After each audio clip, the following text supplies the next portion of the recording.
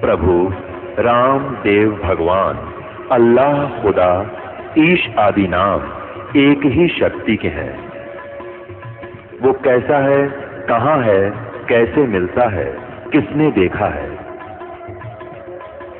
ये प्रश्नवाचक चिन्ह पूर्ण रूप से हटाने के लिए अवश्य सुनिए जगत गुरु तत्वदर्शी संत रामपाल जी महाराज के अमृत वचन, सर्व पवित्र धर्मों के पवित्र शास्त्रों के आधार पर।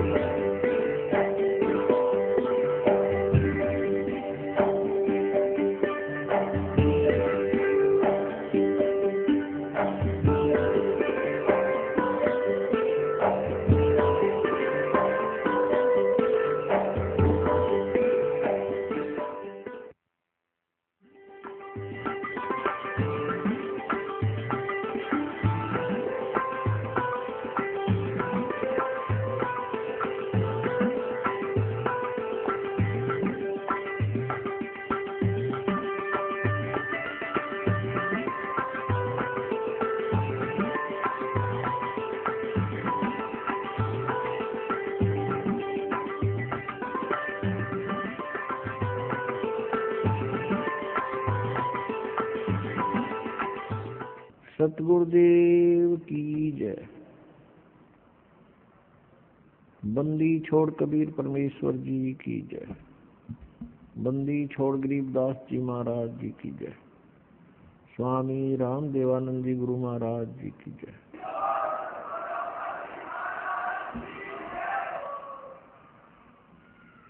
गरीब नमो नमो सतपुरुष को नमस्कार, गुरु की नहीं सुर नर मुनिजन साधुमा संतों सर्वस्वी नहीं। सतगुरु साहेब संत सब डंडो तुम प्रणाम। आगे पीछे मध्य हुए तिनको जा कुर्बान। नराकार निर्विषम काल जाल वैवंजनम। निर्लेपम निज निर्गुणम अकल अनुपवेशोन्दनम। सोहम सुरति समापतम सकल समाना निर्तल। उज्ज्वल हिरंबर हरदमम बेपरवा अथाह वार पार नहीं मध्यतम। गरीब जो सुमर सिद्ध होई गणनायक गलताना। करो अनुग्रह सोई पारस पद परवाना। आदि गणेश मनाऊं गणनायक देवन देवा। चरण कमल लाऊं आदंत करूं सेवा। परम शक्ति संगीतम रिद्धि सिद्धाता सोई। अवगत गुणे अतीतम सत्पुरुष निर्मोही। जगदम्बा जगदीशम मंगल रूप मुरारी। तन मन अर्पों शीसम भक्ति मुक्ति भंडारी। सुर नर मुनि जन धावे ब्रह्मा विष्णु महेशा। शेष सहस मुख गावे पूज्य आज गणेशा।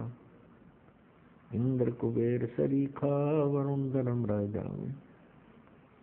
समर्थ जीवन जी का मन इच्छा फल पावे।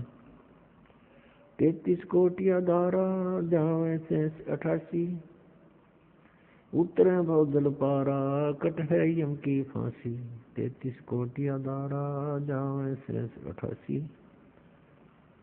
उतरे भवजल पारा कट है यम की फांसी।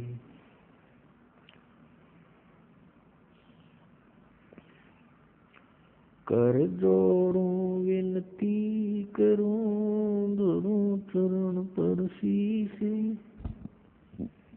गुरु जी राम देवानंद जी महाराज ने दियो नाम बख्शीश। कोटि कोटि सिजदा करूं कोटि कोटि प्रणाम। चरण कमल में राखियो मैं बांधी जाम गुलाम। कुत्ता हूँ गुरुदेव का रामपाल दास का नाम। गले प्रेम की जेवड़ी जाके तो वहाँ जाऊं। तो करो तो बावड़ू, दूर दूर करो तो जाऊं, जो राखो तो ही रहूं, जो दे वो सुख। परम पिता परमात्मा पूर्ण ब्रह्म, सारी सृष्टि के रचनहार, कुल मालिक कबीर परमेश्वर जी की असीम कृपा से हम सभी प्राणियों को सत्संग सुनने को उपलब्ध हुआ।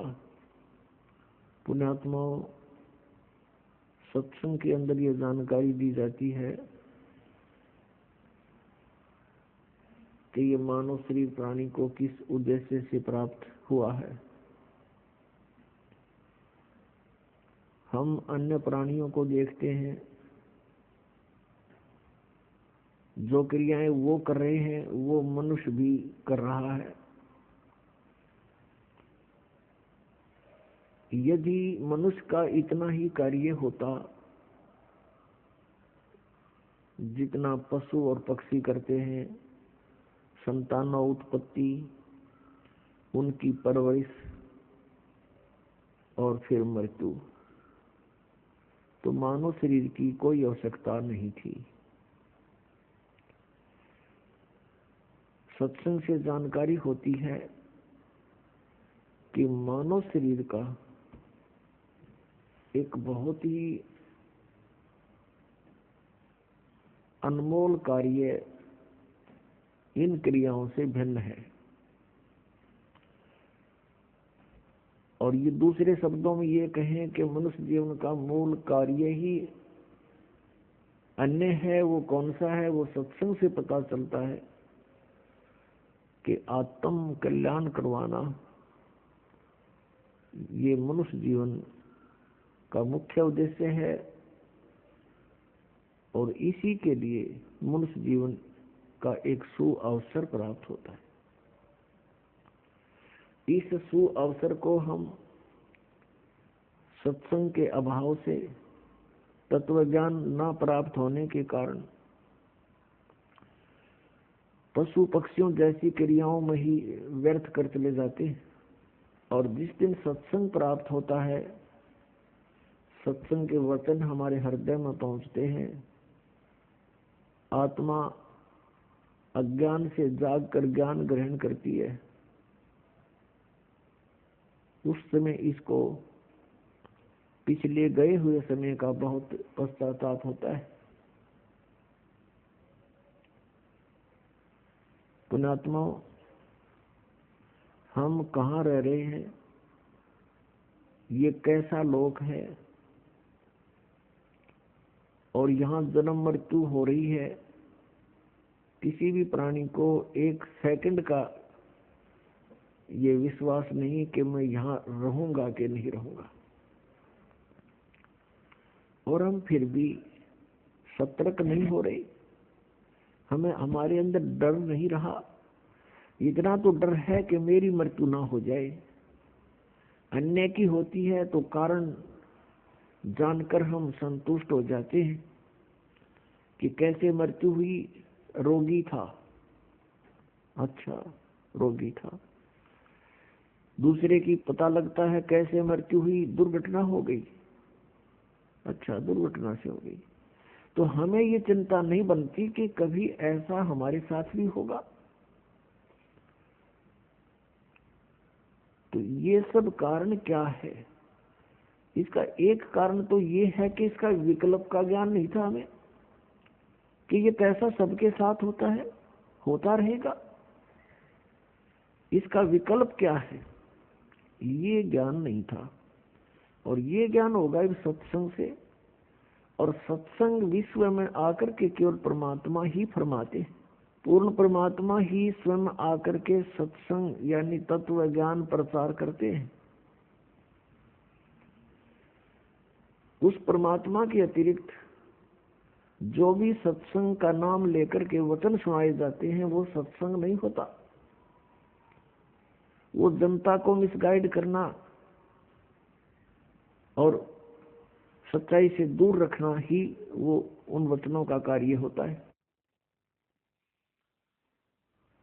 जैसा कि आप जी कोई सत्संग सुनने को प्राप्त हुआ, और ये दास वो सत्संग सुनाता है जो परमात्मा ने आकर के स्वयं अपने मुख कमल से बोला था, जिसके विषय में श्रीमद् भगवत गीता अध्याय नंबर 4 के श्लोक नंबर 32 में कहा है कि अर्जुन, जो तूने अभी ज्ञान सुना, गीता जी अध्याय नंबर 4 के श्लोक नंबर 25 से लेकर 31 तक यज्ञों की जानकारी आपने सुनी, यज्ञमीन धार्मिक अनुष्ठानों की जानकारी। तो कोई किसी प्रकार से साधना करता है, कोई किसी प्रकार से कोई देवताओं की पूजा करता है, कोई केवल स्वाध्याय ही करता रहता है, कोई प्राणायाम करके ही संतुष्ट है, कोई अहिंसावादी तीक्ष्ण व्रत रखता है, जैसे मुंह पर पट्टी बांध के नंगे पैरों घूमना। और ये सभी साधक अपनी अपनी क्रियाओं को पापनाशक जानते हैं। पापनाशक का अर्थ है परमात्मा प्राप्ति। जब जीव के पापनाश हो जाएंगे, यानी ये शुद्ध हो जाएगा, तब तो परमात्मा मिलेगा। तो कहने का भाव ये है कि चौथे अध्याय के 32वें श्लोक में जो बताया है कि सभी साधक अपनी अपनी साधनाओं को सत्य मानकर यानी पापनाशक जानते हैं। यदि इनको ये पता चल जाए कि साधना व्यर्थ है तो कोई भी ना करे, उनको तुरंत त्याग देगा। तो यहाँ चौथे अध्याय के 32वें श्लोक में बताया है कि जो 25 से लेकर 31 तक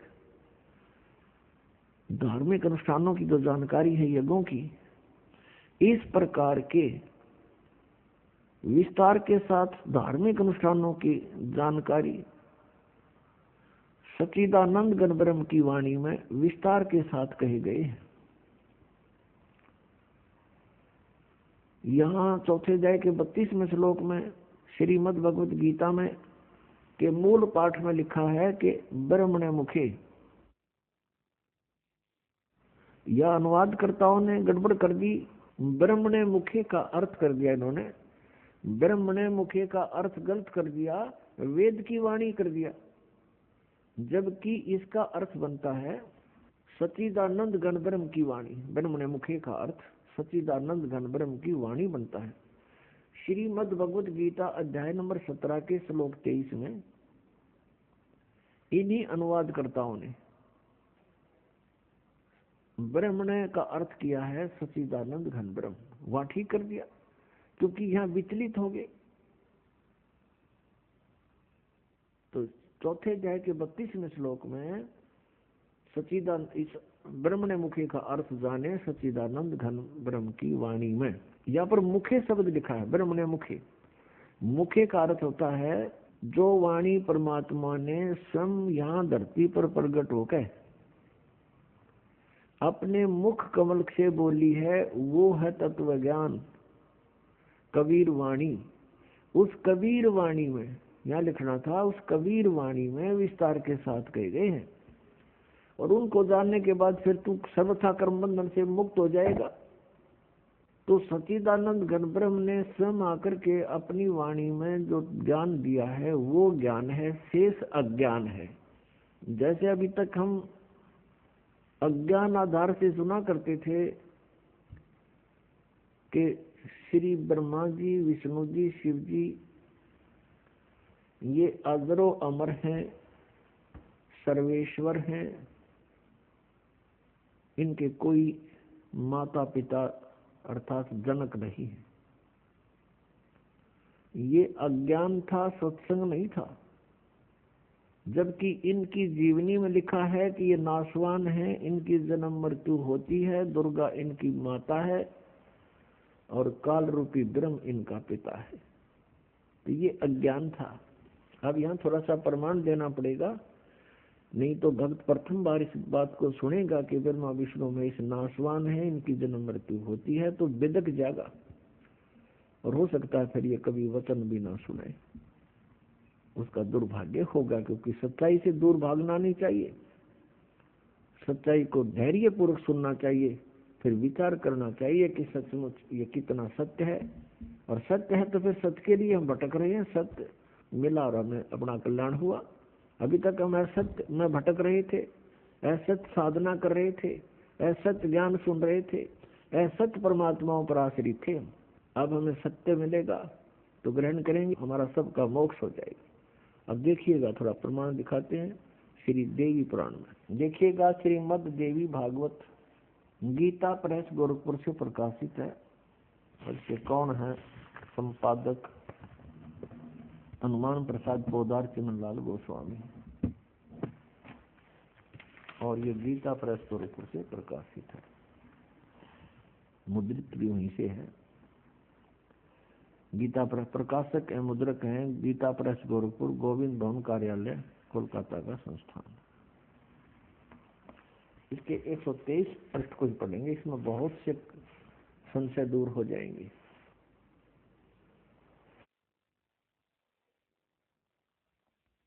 तीसरा स्कंद श्रीमद देवी भागवत आप पढ़ रहे हैं, 123 पृष्ठ देखिएगा। तुम भगवान विष्णु जी अपनी माता दुर्गा के विषय में कह रहे हैं स्तुति करते हुए, तुम शुद्ध स्वरूपा हो, यह सारा संसार तुम इसे उद्भासित हो रहा है। मैं ब्रह्मा और शंकर हम सभी तुम्हारी कृपा से विद्यमान हैं। हमारा आविर्भाव माने जन्म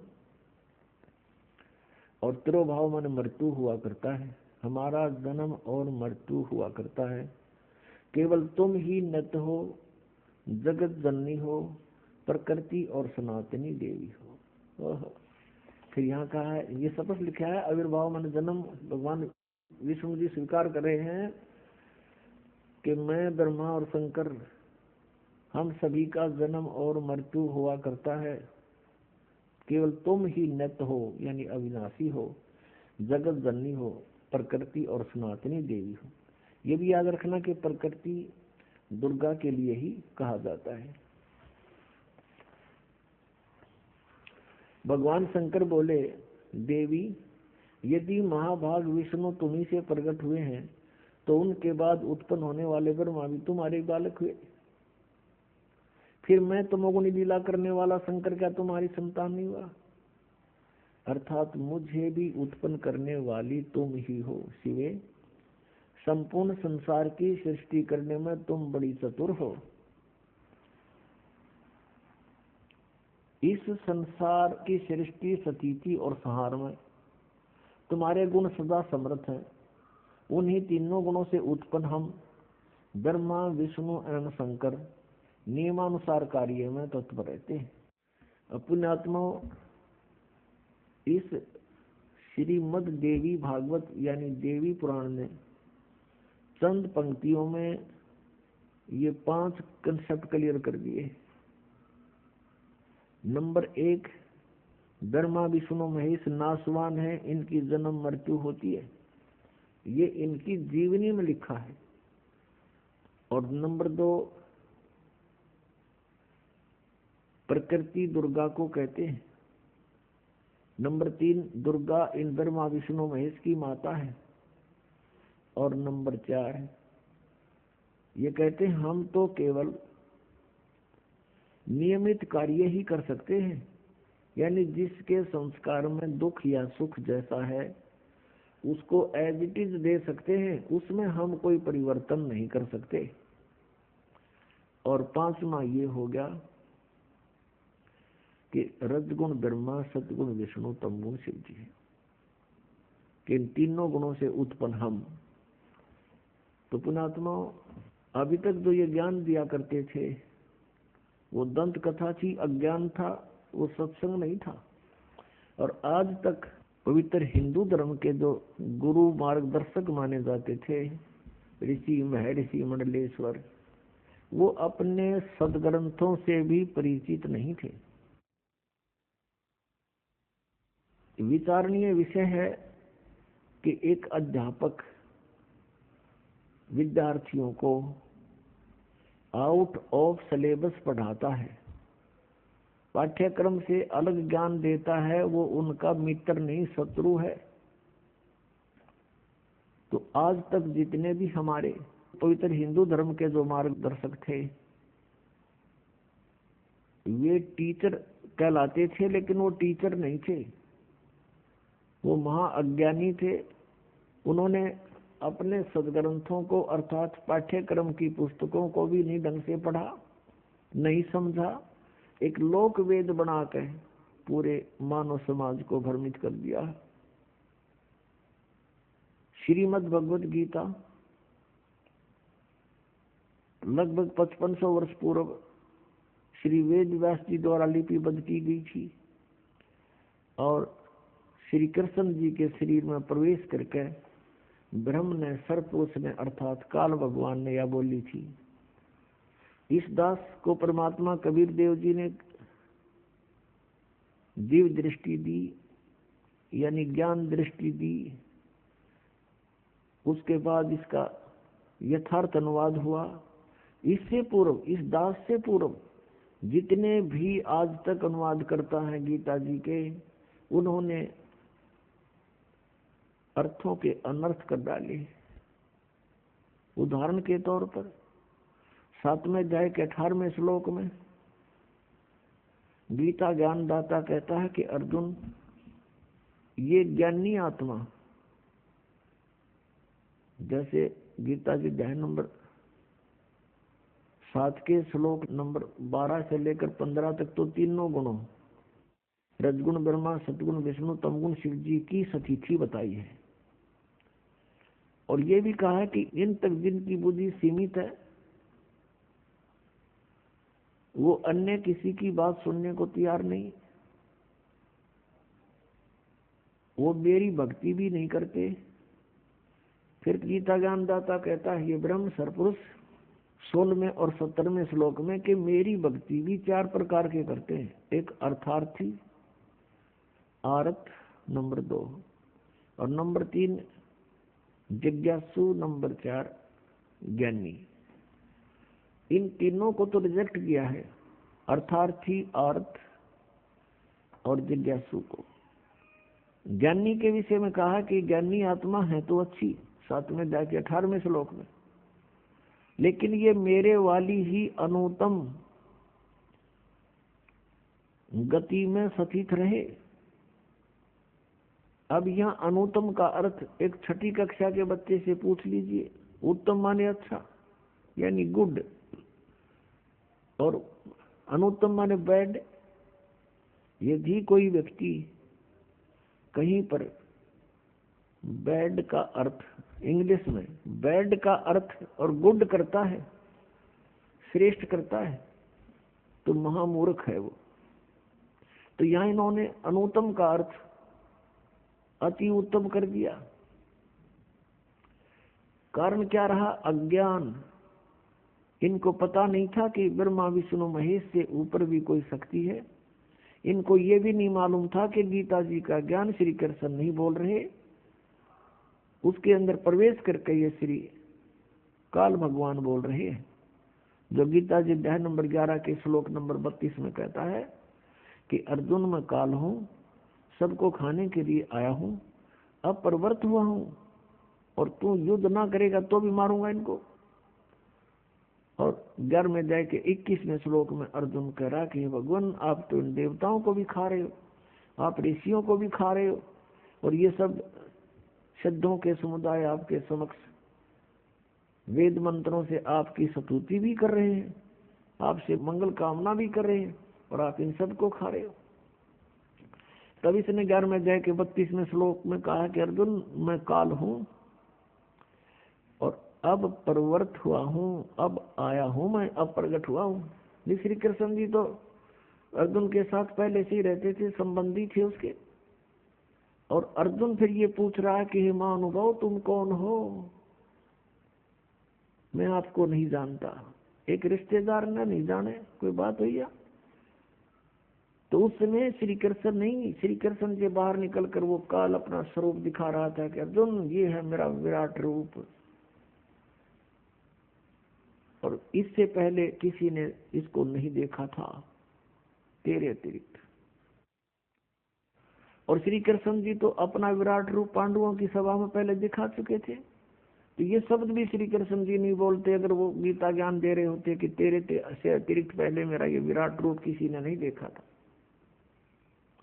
वो विराट रूप श्री कृष्ण जी के सत्र का था। श्री कृष्ण जी विष्णु अवतार हैं। विष्णु जी केवल 16 कला के भगवान हैं और ये काल ब्रह्म 1000 कला का भगवान है। जैसे एक तो 100 वाट का बल्ब हो, एक 1000 वाट का हो, एक 16 वाट की ट्यूब हो, एक 1000 वाट की ट्यूब हो, तो ट्यूब दोनों रोशनी दोनों ही दिखा रही है लेकिन अंतर बहुत होता है। ऐसे ही इनके विराट रूप में अंतर था। तो ऐसे ये गीता जी का ज्ञान इनको नहीं मालूम था कि गीता जी का ज्ञान किसने बोला। इनकी बुद्धि श्री कृष्ण से ऊपर उठी नहीं। श्री कृष्ण जी को सर्वेश्वर महेश्वर मानकर श्री गीता जी के ज्ञान का अज्ञान कर डाला। तो गीता जी अध्याय नंबर 7 के श्लोक नंबर 18 में गीता ज्ञानदाता ये काल कह रहा है कि अर्जुन, ये सभी ज्ञानी आत्माएं हैं तो नेक उद्धार ये परमात्मा पाने के लिए अपना सर्वस्व न्यौछावर किए हुए हैं, लेकिन ये मेरे वाली घटिया अनुत्तम गति में ही स्थित हैं।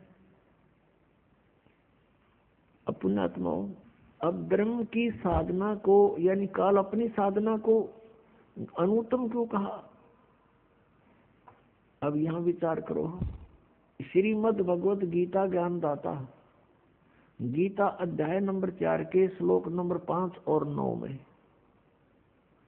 गीता अध्याय नंबर 2 के श्लोक नंबर 12 में, गीता अध्याय नंबर 10 के श्लोक नंबर 2 में ये स्पष्ट करता है कि अर्जुन, तेरे और मेरे बहुत जन्म हो चुके। तू नहीं जानता, मैं जानता हूं। मेरे जन्म और कर्म अलौकिक है। फिर गीता ज्ञानदाता स्वयं कहता है कि अर्जुन 8वें अध्याय के 13वें श्लोक में कि मेरी भक्ति कर, और मेरी भक्ति का जो मंत्र है श्रीमद् भगवद गीता अध्याय नंबर 8 के श्लोक नंबर 5 और 7 में और 13 में, अध्याय 8 के 13 में, ये इसका निष्कर्ष समझो ऐसा है कि गीता ज्ञानदाता कहता कि अर्जुन, तू मेरी भक्ति कर, युद्ध भी कर और मुझे प्राप्त होगा। और मेरे पाने का मंत्र है 8वें अध्याय के 13वें श्लोक में स्पष्ट किया है, ओम इति एकाक्षरम ब्रह्म व्यवहारन मामनुसमरण यह परियाति तदम देहम सयाति परमाम गतिम। मुझ ब्रह्म का केवल एक ओम मंत्र है, नथिंग एल्स।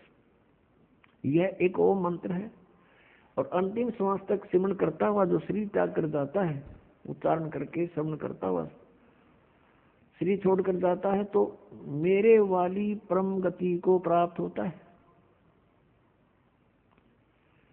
अब ओम के नाम से जो गति होनी है वो क्या है? क्या मोक्ष होगा? कितना मोक्ष होगा? कि ब्रह्मलोक प्राप्ति होगी। 8वें अध्याय के 16वें श्लोक में गीता जी में लिखा है कि अर्जुन, ब्रह्मलोक पर्यंत सभी प्राणी पुनरावृत्ति में है। पुनरावृत्ति का अर्थ है वहां गए हुए प्राणी भी पुनर्जन्म को प्राप्त होते हैं, पूर्ण मोक्ष नहीं होता। और यह अनुवादकर्ताओं ने 8वें अध्याय के 16वें श्लोक में अनुवाद गलत कर दिया। इन्होंने कर दिया कि मुझे प्राप्त प्राणी का पुनर्जन्म नहीं होता। इसका अर्थ ये बनता है कि जो ये विद्यते माने विद्य धातु है, ये विद्य माने जानना भी होता है, कि जो ये नहीं जानते कि मुझे प्राप्त प्राणी का पुनर्जन्म होता है, तो वो मेरी साधना करके ब्रह्मलोक में जाने से भी पुनरावृत्ति को ही प्राप्त होते हैं, ब्रह्मलोक प्राप्त करते हैं और वहां से फिर जन्म मृत्यु में ही रहते हैं। यदि यहाँ इनके अनुवाद को सही माने गीता अनुवादकर्ताओं का कि मुझे प्राप्त प्राणी का, गीता ज्ञानदाता कह रहा है कि मुझे प्राप्त प्राणी का पुनर्जन्म नहीं होता। ये गीता जी अध्याय नंबर 4 के श्लोक 5, 9, गीता अध्याय नंबर 2 का श्लोक 12 और गीता अध्याय नंबर 10 का श्लोक 2 ये झूठे हो जाते हैं कि ये कहता है मेरे भी जन्म मृत्यु हो, तेरे साधक के भी, यानी तू मेरा साधक है तो तेरे भी जन्म मृत्यु होंगे अर्जुन। तो यहाँ इन्होंने अर्थों के अनर्थ कर डाले। अब गीता जी अध्याय नंबर 17 के श्लोक नंबर 23 में कहा कि ओम तत्सत इति निर्देश है ब्रह्मण त्रिविध समर्थ है। ब्रह्मण माने सच्चिदानंद गण ब्रह्म का 3 मंत्र के ओम तत्सत मंत्र की साधना का निर्देश है। नथिंग एल्स, और कोई मंत्र नहीं उस परमात्मा के पाने का, यानी पूर्ण मोक्ष कराने का। अब गीता जी अध्याय नंबर 8 के श्लोक नंबर 1 में अर्जुन ने पूछा कि आपने 7वें अध्याय के 29वें श्लोक में जिस तत्ब्रह्म के विषय में कहा कि तत्ब्रह्म को जानकर, सारे धातम को जानकर और पूरे सब कर्मों से परिचित प्राणी केवल जरा और मरण से मुक्ति पाने के लिए प्रयत्न करते हैं, वो संसार की किसी वस्तु की इच्छा नहीं रखते। तो 8वें अध्याय के प्रथम श्लोक में पूछा कर किम तत्ब्रह्म, वो तत्ब्रह्म, वो परमात्मा कौन है, वह परमेश्वर कौन है। 8वें अध्याय के तीसरे श्लोक में गीता ज्ञानदाता ने कहा कि वो परम अक्षर ब्रह्म है, यानी गीता ज्ञानदाता से कोई अन्य है वो।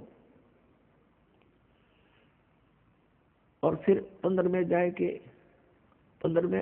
के 1 से लेकर 4वें श्लोक में और 18वें अध्याय के 62वें श्लोक में गीता ज्ञानदाता अपने से अन्य किसी परम अक्षर ब्रह्म यानी सर्वशक्तिमान की शरण में जाने को कह रहा है। उसकी कृपा से ही तू परम शांति को और सनातन परम धाम को प्राप्त होगा। 18वें अध्याय के 62वें श्लोक में। और गीता जी अध्याय नंबर 15 के श्लोक 1 से 4 का निष्कर्ष है कि उल्टा लटका हुआ संसार रूपी वृक्ष है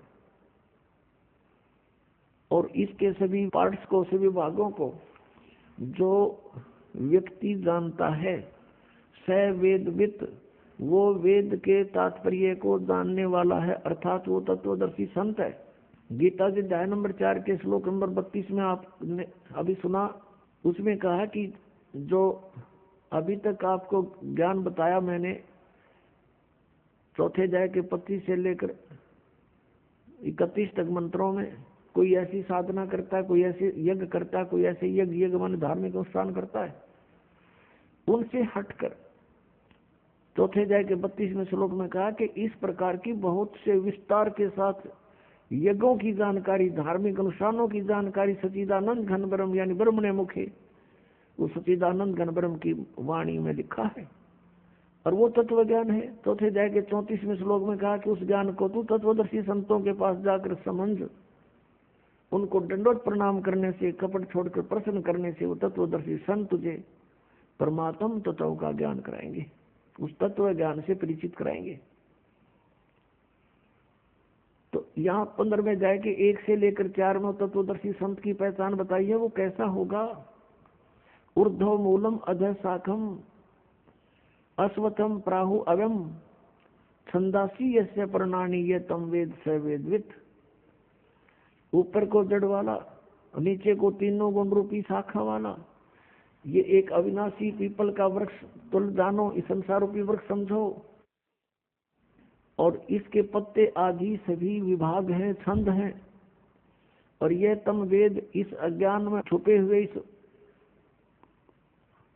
संसार रूपी वृक्ष के सभी विभागों को जो जानता है, स वेदवित, वह तत्वदर्शी संत है, वह वेद के तात्पर्य को जानने वाला है। 15वें अध्याय के 1 से लेकर 4 का जो तात्पर्य है श्लोक का, कि वो तत्वदर्शी संत है और इस संसार रूपी वृक्ष की ऊपर को जड़ है, नीचे को तीनों गुण रूपी शाखा है। रजगुण ब्रह्मा, सदगुण विष्णु, तमगुण शिव जी तो शाखा है।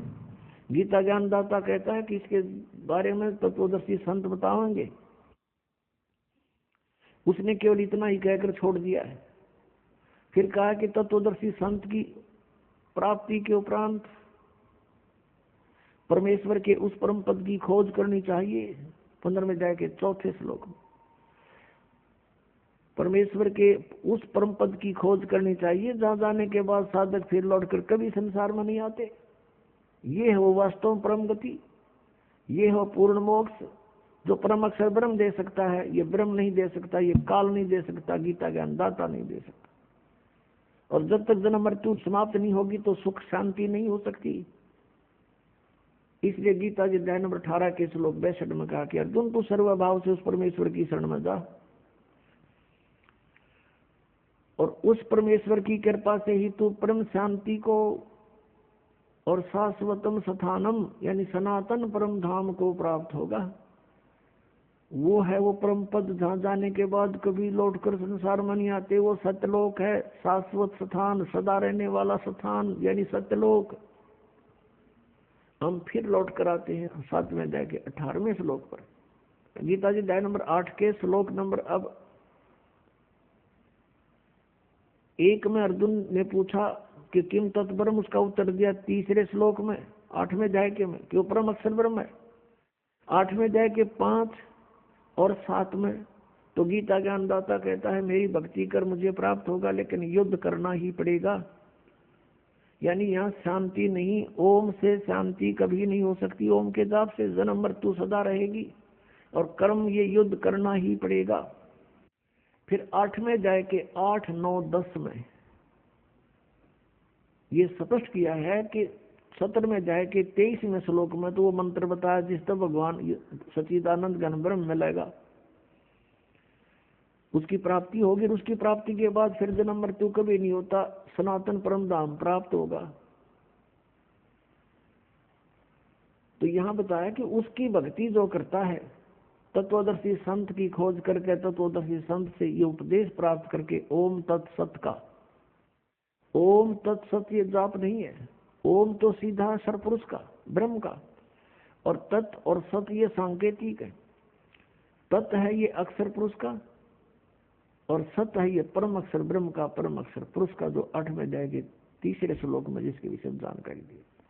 श्रीमद् भगवद गीता अध्याय नंबर 15 के श्लोक नंबर 16 और 17 में 3 पुरुष हैं, सरपुरुष अक्षर पुरुष। 16वें श्लोक में कहा कि सरपुरुष और अक्षर पुरुष ये 2 प्रकार के प्रभु हैं, परमात्मा हैं। वास्तव में परमात्मा नहीं है, लेकिन इनको भी परमात्मा कहते हैं। ये इनके अंतर्गत जितने प्राणी हैं और इनके सभी के स्थूल शरीर यानी नाशवान है, ये भी नाशवान है, दोनों प्रभु यानी पुरुष, और इनके अंतर्गत जितने प्राणी वो भी नाशवान है। जीवात्मा तो किसी की भी नहीं मरती, वो तो गधे कुत्ते की भी ना मरती। अब 15वें अध्याय के 17वें श्लोक में फिर कंसेप्ट क्लियर कर दिया कि उत्तम पुरुष है तू अन्य। उत्तम पुरुष वो श्रेष्ठ परमात्मा, वो परम अक्षर ब्रह्म की तरफ संकेत है, जो संसार रूपी वृक्ष की मूल है, और उस मूल से सबको आहार प्राप्त होता है। पूरे संसार रूपी वृक्ष का उसी से पोषण होता है, वृद्धि को प्राप्त होता है। तो 15वें अध्याय के 17वें श्लोक में गीता ज्ञानदाता कह रहा है कि वो उत्तम पुरुष है तो अन्य है, और परमात्मा इति उदाहरते, जिसको परमात्मा कहा जाता है। और वो उत्तम पुरुष श्रेष्ठ परमात्मा तो कोई और है। 16वें श्लोक में वर्णित इन दोनों सरपुरुष और अक्षर पुरुष से कोई और है। वो कौन है? वो परम अक्षर पुरुष है। परम अक्षर ब्रह्म कहो, परम अक्षर पुरुष कहो, उसको पूर्ण ब्रह्म कहो, या उसको सत्य पुरुष कहो। सत्य माने अविनाशी, पुरुष माने प्रभु। और वही ये लोक चरम आविष्य विवर्ती, वही तीनों लोकों में प्रवेश करके सबका धारण पोषण करता है। अवय ईश्वर है, वो है वास्तव में अविनाशी परमेश्वर, वो है वास्तव में अविनाशी परमेश्वर। अब 8वें अध्याय के 8, 9, 10 श्लोक में स्पष्ट किया है कि अर्जुन जो उस परम अक्षर ब्रह्म की साधना करता है, जो 8वें अध्याय के 3रे श्लोक में गीता ज्ञानदाता जिसके विषय बता रहा है, उसकी जो भक्ति करता है उस मंत्र से, जो तत्वदर्शी संत से प्राप्त करके, वो फिर उसी को प्राप्त होता है। उसको प्राप्त होता है तो वो अविनाशी परमात्मा है, वो तो सतलोक में रहता है, सनातन परम धाम में रहता है। तो इस प्रकार जीव का मोक्ष होता है। अब हमारी पवित्र श्रीमद् भगवद गीता ये ज्ञान दे रहा है, और गीता ज्ञानदाता अपनी साधना को अनुत्तम बता रहा है, और ये अज्ञान आधार से अनुवाद करता हमारे गुरु, पूर्व के गुरु जो थे अज्ञानी, इन्होंने अनुत्तम का अर्थ ही अति उत्तम कर डाला 7वें अध्याय के 18वें श्लोक में और 7वें अध्याय के 24वें श्लोक में अनर्थ कर डाले। 18वें अध्याय के 66वें श्लोक में गीता ज्ञानदाता कहता है कि सर्वधर्मान परित्यज माम, मेरे सतर की जितने भी धार्मिक क्रियाएं हैं, अनुष्ठान हैं, वो मुझ में त्याग दे, यानी मुझे सौंप दे। जैसे ओम तत् सत में 3 मंत्र है। ओम तत् ये सांकेतिक है, सत भी सांकेतिक है। ओम तो ब्रह्म का है। कहते मेरे सतर की जितनी पूजाएं तूने की है वो मुझे दे दे, और उसके पश्चात उस परमेश्वर की एकम शरणम व्रज, एकम जिसके बराबर दूसरा ना हो, अद्वितीय सर्वशक्तिमान यानी परम अक्षर ब्रह्म, उसकी शरण में व्रज माने जाना होता है। इन अज्ञानियों ने सबने व्रज माने आना कर रखे, आजा मेरी शरण में आजा। फिर ये गीता ज्ञानदाता कहता है कि अहम तवा सर्व पापे भो मोक्षामी मां सुच, फिर मैं तुझे सब पापों से मुक्त कर दूंगा, तू चिंता ना कर। हम क्या करते रहे, जैसे तत्व ज्ञान के अभाव से परम संत मिले नहीं, ओम नाम का जाप, और गीता जी अध्याय नंबर 3 के श्लोक नंबर 10 से लेकर 15 में जो अनुष्ठानों की जानकारी दी है यज्ञों की, वो 500 यज्ञ करते रहे, ओम नाम का जाप करते रहे, और इसके प्रतिफल को हम ब्रह्मलोक प्राप्त करके वहां भोगते रहे। और ब्रह्मलोक में जाने के बाद फिर हम वापस जन्म मृत्यु में रहे, हमारे ऊपर ये दंड बना रहा, और पाप के आधार से हम नरक भी जाते रहे। अब जब हमें परम अक्षर ब्रह्म मिल जाते हैं, उस सतनाम के जाप से, 2 अक्षर के सतनाम के जाप से हमारे पाप नाश हो जाते हैं। और हम क्या करते रहे, पुण्य तो हम स्वर्ग में खाते, और पापों को भोगने के लिए इसने नरक बना रखा, उस नरक में हम भोगते, दुख पाते, दंड पाते, और फिर 84 लाख योनियों के कष्ट भी भोगने पड़ते। यहाँ का ऐसा विधान है। तो ये क्या कहता है कि जब तू उसकी शरण में चला जाएगा तो मेरे सतर्क का जो अपना पुण्य था वो बर्बाद कर देते थे, उस पुण्यों को हम इसको दे देंगे। हम इसके ऋणी हैं। कैसे ऋणी हैं कि इस काल भगवान ने 70 युग तपस्या करके और 64 युग एक, तब इसने ये 21 ब्रह्मांड प्राप्त किए थे परम अक्षर ब्रह्म से, इस सरपुरुष ने, सरब्रह्म ने। और ये आप देख रहे हैं पृथ्वी कैसे घूम रही है, ये स्वयं भी घूम रही है ऐसे, और ये ऐसे भी घूम रही है। हम इसमें अपनी गलती से, अपनी मर्जी, इसके साथ बैठकर आगे इसके विमान में, यहाँ आगे हम 16 शंख कोश की दूरी पर। अब यहाँ आने के बाद इसने हमारा दुरुपयोग किया। हम जो पूंजी लेकर आए थे, हम बड़े सेठ साहूकार के पुत्र थे, परम अक्षर ब्रह्म के पुत्र पुत्री थी, और हम बहुत धनी थे। हम अपनी पूरा पूंजी लेकर साथ आए थे। उस पूंजी को इसने टैक्स लगाया हमारे ऊपर। ऊपर स्वर्ग रखे, जैसे महास्वर्ग बना रखा ऊपर, उसमें रखे, और वहाँ के चार्जेस रख दिए, इतने चार्ज होंगे प्रतिदिन के। तो ये उससे अपना काम चला रहा है। अब जैसे इस पृथ्वी पर हम आए, ये पृथ्वी घूम रही है विमान की तरह, तो इसका जो चार्ज इसने रख रखा है वो चार्ज हमसे लेता है। अपने आत्मा जैसे एक बार ये दास यहाँ से दिल्ली से पुणे गया था जहाज में, एयरप्लेन में,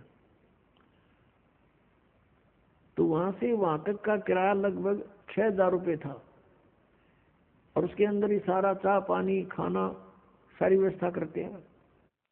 और वो 2.25 घंटे लगे वहां से दिल्ली से लेकर पुणे तक के। 2.25 घंटों के उसने 6000 रुपये चार्ज किए। और हम बैठे इसके विमान में, किराया कितने दिन तक, तो ये कहता मेरा किराया दे मुझे, जब छोड़ूं तुझे। हम फिर इसका किराया दे देंगे इसको। अब फिर हम इसके जो पूंजी को बर्बाद करते थे वो ना करके इसका जितना चार्ज है इस भक्ति का, इसके 70 की भक्ति का, इसको दे देंगे। फिर ये हमें गधे कुत्ते सुअर नहीं बनाएगा या बांध कर नहीं रखेगा। इसलिए 18वें अध्याय के 66वें श्लोक में ये गीता ज्ञानदाता सरपुरुष है, श्री कृष्ण में बोल रहा है।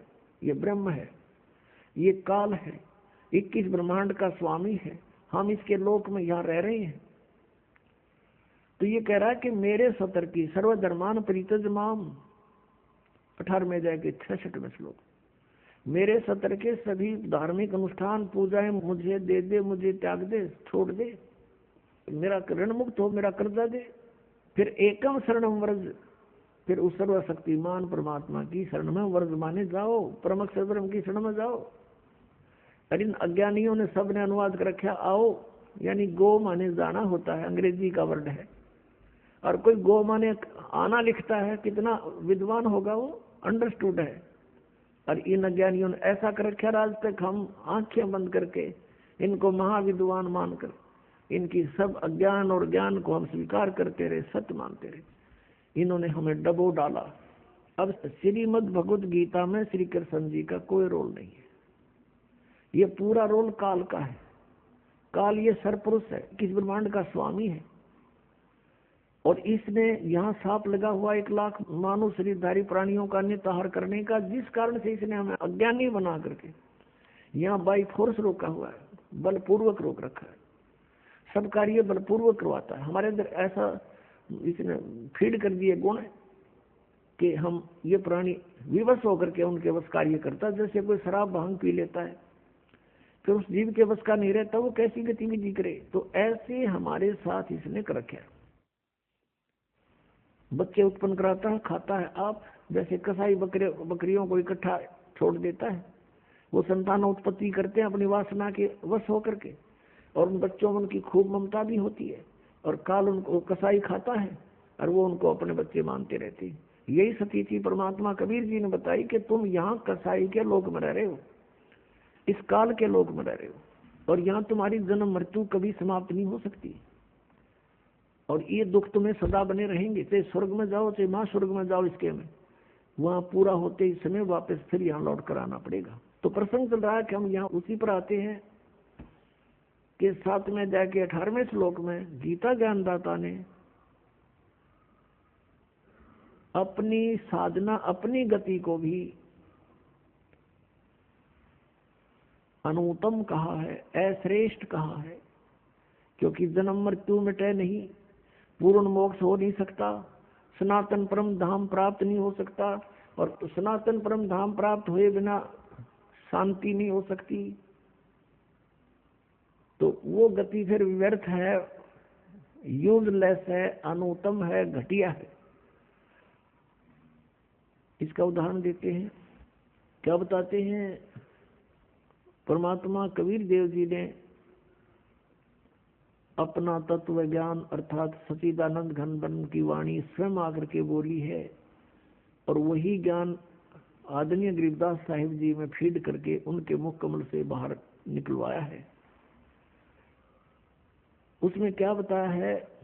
72 सोनी अक्षय करी, चुनक ऋषि सुवर एक, ये दे धारे जोरा फिरे, ये सभी काल के भेख। 72 अक्षौणी अक्षय करी, क्षय माने नाश कर दिया 72 अक्षौणी का। किसने? चुनक ऋषि स्वर एक, चुनक नामक एक ऋषिवर ने, ऋषिश्वर देख कितनी गहरी शब्द लाया हमारे लेकिन इनके साथ। एक तो ऋषि सिंपल, एक ऋषिश्वर, ऋषियों में भी श्रेष्ठों से भी श्रेष्ठ। उस ऋषि के ये लक्षण हैं क्या? कि 72 अक्षौणी मानदाता चक्रवर्ती राजा की 72 अक्षौणी का नाश कर दिया, खा गया। अक्षय करी 72 अक्षौणी अक्षय करी, चुनक ऋषि सुवर एक, ये दे धारे जोरा फिरे, ये सभी काल के भेख। दे धारे जोरा, जोरा माने मौत। जिनको तुम ऋषि महर्षि मानते थे, परमात्मा कहते हैं, और जो ब्रह्म तक के पुजारी थे, ईश्वर पुरुष के पुजारी थे, ओम नाम का जाप करते थे, वेदों अनुसार वो कहते हैं हम साधना करते हैं, वो काल तक के पुजारी हैं, ब्रह्म तक के पुजारी हैं, काल के भेख हैं, यानी काल के उपासक हैं। भेख होता है उपासक समूह, उसमें से ये एक है। कहते हैं या दे धारे जोरा फिरे, तुम ऋषि समझो, ये तो एटम बम फिरे हैं शरीरदारी, ये मौत फिरे चलती फिरती, जरा सा कोई कह दे उसमें फूक दे, ऐसी सिद्धियों से युक्त है ये, अब तुम ऋषि में ऋषि मानते हो उनको। तो यहाँ बताए हैं कि इस काल के पुजारी, इसलिए ये अनुत्तम है ये साधना कि बेहतर सोनी अक्षय करी तुण कृषि स्वर एक, और ये दे धारे दौरा फिरे तो मेरे सी को हो, ये तब मौत आंड है या मौत भटक रही है, तुम्हें जरा सा छेड़ दिया, इसके प्रतिकूल कार्य थोड़ा सा भी कर दिया, वचन से ही तुम्हें भस्म कर दे। और ये सभी काल के भेख है। दुर्वासा को पेता समझ न आई नीचे, 56 करोड़ यादव कटे मची रुधिर की कीचे। परमात्मा बता रहे हैं कि दुर्वासा को पे तहा और समझ न आई नीच। देखा हम तो दुर्वासा जैसा न महर्षि तो माने थे, और परमात्मा इनको नीच कहता है। यदि ऐसे नीच थे, कैसे थे कि 56 करोड़ यादव कटे और मची रुधिर की कीच। कीच माने गारा, कीचड़े।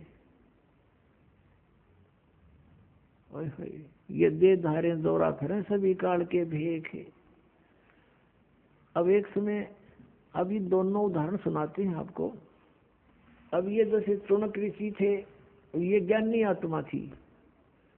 अब फिर आते हैं हम 7वें अध्याय के 16 और 17 और 18 पर। इसमें लिखा है कि 4 प्रकार के साधक मेरी साधना करते हैं। ब्रह्म कह रहा है, गीता ज्ञानदाता सरपुरुष श्री कृष्ण में प्रवेश का बोल रहा है। कह रहा कि मेरी साधना नहीं, ब्रह्म साधना भी 4 प्रकार की करते हैं। नंबर 1 आर्थ, अर्थार्थी और जिज्ञासु और ज्ञानी। आर्थ तो होते हैं जो संकट निवारण के लिए वेद मंत्रों के द्वारा ही कोई अनुष्ठान करते हैं।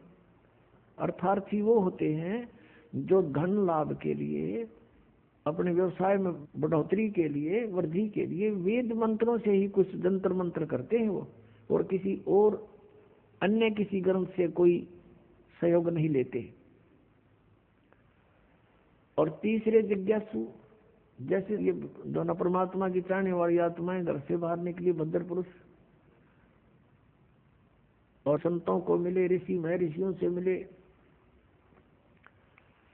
उनसे ज्ञान प्राप्त करके और स्वयं ही वक्ता बन गए, परमात्मा पाने की चेष्टा नहीं करी। उन जिज्ञासुओं ने ज्ञान ग्रहण करने की इच्छा में जीवन व्यर्थ कर दिया और वक्ता बनकर सुनाने लग गए। ये भी तीनों व्यर्थ बताए हैं। और चौथा ज्ञानी, ये चौथी प्रकार का जो ज्ञानी है, इसके विषय में कहा कि ये मुझे पसंद है और इसको मैं पसंद हूं, इसको मैं अच्छा लगता हूं और ये मुझे अच्छा लगता है। कौन कहता है? गीता ज्ञानदाता। अब गीता ज्ञानदाता इसको अच्छा क्यों बताते हैं? क्योंकि 7वें अध्याय के 12 से लेकर 15 में तीनों गुणों, रजगुण ब्रह्मा, सतगुण विष्णु, तमगुण शिव जी की साधना करने वालों को गीता ज्ञानदाता कहता है कि ये राक्षस स्वभाव को धारण किए हुए मनुष्यों में नीच दूषित कर्म करने वाले मूर्ख मेरी भक्ति नहीं करते। गीता जी अध्याय नंबर 7 के श्लोक नंबर 12 से 15 में तीनों गुण, रजगुण ब्रह्मा, सतगुण विष्णु, तमगुण शिव जी की जो साधना करते हैं और इन्हीं तक जिनकी बुद्धि सीमित है, वो मेरी भक्ति नहीं करते। ये मूर्ख अपनी भक्ति के विषय बता रहा है, 4 प्रकार के करते हैं। इन 4 प्रकार में से भी फिर ज्ञानी को कहता है कि ये ज्ञानी मुझे पसंद है, मुझे अच्छा लगता है, क्योंकि इसने मेरी भक्ति की और इसको मैं अच्छा लगता हूं। क्योंकि ज्ञानी वो होता है जिसको ये ज्ञान हो जाए कि भाई मनुष्य जीवन का उद्देश्य क्या है। उसको उद्देश्य का पता लगता है कि इस उद्देश्य केवल यही है कि मोक्ष हो, जन्म और मृत्यु से छुटकारा हो। और वेदों में लिखा है कि जन्म और मृत्यु का छुटकारा तो केवल परम अक्षर ब्रह्म की शरण में जाने से होगा। एक विचार करना पुण्यात्माओं, जैसे अभी आपको सुनाया कि 18वें अध्याय के 62वें श्लोक में कहा है कि अर्जुन तू सर्वभाव से उस परमेश्वर की शरण में जा, उसकी कृपा से ही तो परम शांति को और सनातन परम धाम को प्राप्त होगा। गीता जी अध्याय नंबर 15 के श्लोक नंबर 1 से 4 में कहा कि उगते लटके संसार रूपी वृक्ष को जो जानता वो तत्वदर्शी संत है, उसके सभी भाग बता देता है। तो उसके पश्चात परमेश्वर के उस परम पद की खोज करनी चाहिए, तत्वदर्शी संत की प्राप्ति के उपरांत, जहाँ जाने के बाद साधक फिर लौट कर कभी संसार में नहीं आते। और अपनी जानकारी चौथे अध्याय के 5वें और 9वें श्लोक में, दूसरे अध्याय के 12वें श्लोक में, 10वें अध्याय के दूसरे श्लोक में गीता ज्ञानदाता कहता है, अर्जुन तेरे और मेरे बहुत जन्म हो चुके, तो नहीं जानता मैं जानता हूँ। तो इसे सिद्ध हो गया कि वो अपने से किसी अन्य परम अक्षर ब्रह्म की तरफ संकेत करा कि उसकी शरण में जाने से मोक्ष होगा। तो इन ज्ञानी आत्माओं ने वेदों को पढ़ा, क्योंकि श्रीमद् भगवद गीता चारों पवित्र वेदों का सारांश है, कोड वर्ड इसमें अधिक है, और उसको तत्वदर्शी संत ही जान सकता है। गीता ज्ञानदाता भी अपरिचित है, उसने ऑप्शन छोड़ दिया है कि तत्वदर्शी संत बताएगा। तो इन ज्ञानी आत्माओं को जिन्होंने वेदों को पढ़ा, उसमें उनको ये जानकारी होगी कि तीनों गुण की भक्ति नहीं करनी चाहिए, इसे मोक्ष नहीं हो सकता। फिर उनको ये भी ज्ञान हुआ कि मनुष्य जीवन केवल मोक्ष प्राप्ति के लिए प्राप्त है। फिर इनको वेदों से ये भी जानकारी हुई कि पूर्ण मोक्ष तो उस समर्थ शक्ति से होगा, पूर्ण परमात्मा से होगा। अब चारों वेदों में केवल वे ऑफ वर्शिप तो ब्रह्म तक की है, और जानकारी परम अक्षर ब्रह्म की अत्यधिक है। अब इनको तत्वदर्शी संत नहीं मिला, ऋषियों को, ज्ञानियों को। उन्होंने स्वयं निष्कर्ष निकाला श्री ब्रह्मा जी से डिस्कस करके, क्योंकि श्री ब्रह्मा जी को चारों वेद प्राप्त हुए थे सागर मंथन में, और ब्रह्मा जी ने वेदों को पढ़ा जैसा उसने समझा, क्योंकि इनकी बुद्धि ब्रह्म के हाथ में है, काल के हाथ में है।